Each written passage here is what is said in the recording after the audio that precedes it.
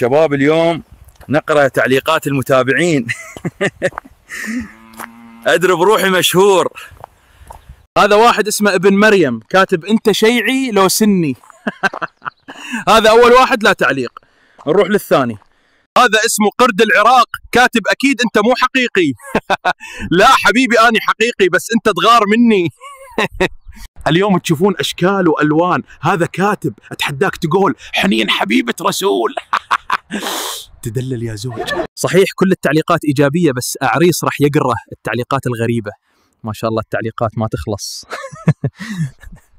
اسمه حمودي الإيطالي. هذا أكيد ساكن بالناصرية. كاتب من يا عشيرة أنت؟ طلع صدق من الناصرية. أجمل تعليق هذا اسمه علاوي أبو البلاوي وكاتب استمر كل العراقيين وياك. تسلم حبيبي على راسي أنت والعراقيين. هذا بدون اسم كاتب والله راح أتابعك. يلا تابعني أنت حلفت. شكد قديم شباب نصيحة لحد يتابعه. هاي البنية كاتبة كاميرا ب10 آسية شباب اشتروا منها يمكن على باب الله. نروح للبعدة شباب يعني معقولة اللايك والمتابعة بفلوس لو تريد بس تضحك. يلا ولك تفاعل لا تصير حجارة. حور العين كاتب اني جادة. اول شيء انت ولد وثاني شيء اذا حور العين هيك سلم لي على الجنة.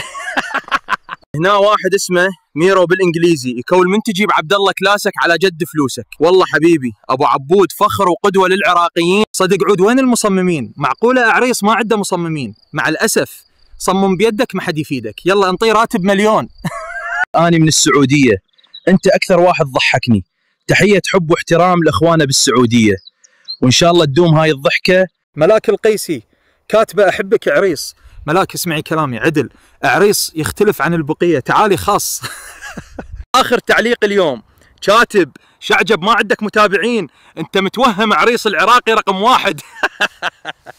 شباب اذا عجبتكم هاي الفقرة اريد تفاعل وكتبوا لي شنو تردون بالفيديو الجاي. في امان الله.